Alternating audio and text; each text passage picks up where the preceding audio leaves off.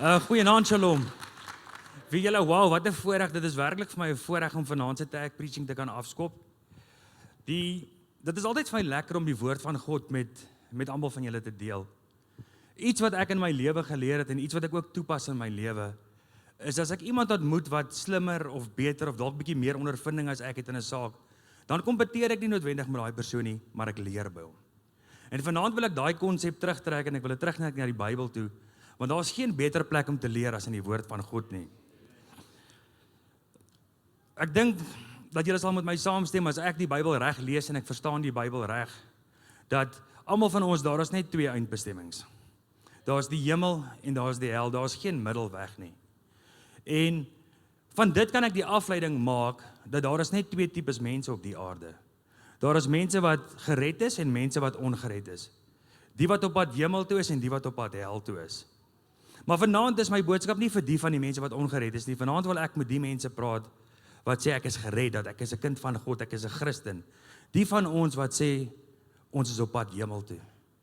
Want kyk, in die tyd wat ons lewe, in hierdie age en tyd waar ons so besig is, kan almal van ons so maklik mislei word deur ons eie emosies en ons eie opinies. En ek dink baie keer dan dink almal van ons dat ons is die uitsondering op die reël, dat die reëls van God tel nie noodwendig vir my nie. Baie keer is dit vir my asof mense die houding het van, weet jy, God moet maar net verstaan want ek is besig. En so 'n paar weke terug kan ek nie my tong beheer nie, en nou kom woorde uit my mond uit wat 'n baie goeie vriend van my baie seer maak. En dadelik is ek op my agterpote en dadelik wil ek myself beskerm en dadelik wil ek my sondes regverdig. Wat moenie 'n fout maak nie, ek kan aan tientalle redes dink hoekom ek my sondes kan regverdig. In die eerste plek is ek rooi. Ander keer sê hulle ek is kort van draad. En hulle sê vir my ek het nie 'n baie hoë tolerance vir dinge wat verkeerd is nie. So dadelik wil ek my sondes regverdig en die Here kom na my toe en die Here tik my oor die vingers, want die ergste van alles is as ek James 3 lees en ek lees vir julle vers 7 en 8 in die New King James Version. Hy sê vir jou, for every kind of beast and bird, of reptile and creature of the sea is tamed and has been tamed by mankind. In vers 8 sê James, hy sê, but no man can tame the tongue. So dadelik kan ek dit as 'n verskoning gebruik en ek kan sê, maar die Bybel sê that no man can tame the tongue. James noem dit an unruly evil full of deadly poison.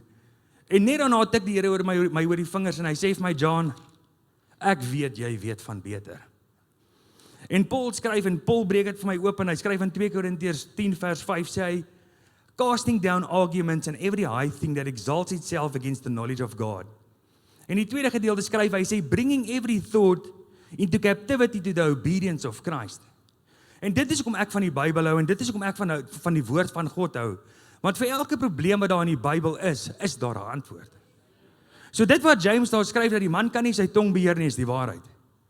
Maar ek weet as ek verder gaan krap en ek kom in 2 Korintiërs 10 vers 5, dit wat Paul skryf, hy sê vir my, I need to take every thought captive and make it obedient to Christ. Want as ek op 'n punt kom en op 'n plek kom waar I take every thought captive and I make it obedient to Christ, dan maak dit nie saak of ek my tong kan beheer nie. Want dan sal dit wat uit my mond uitkom sal goddelik wees, dit sal reg wees, dit sal in die wil van God wees. En na hierdie onderonsie van my, kom die Here in my en hy openbaar in my, hy sê vir my, John, is daar werklik twee tipes mense op die aarde of is daar twee tipe Christene? En dis vir my 'n skok en dit ontstel my. En die Here openbaar dit so my, hy sê vir my, there are those Christians who are constantly seeking to do the will of God, but they never do it.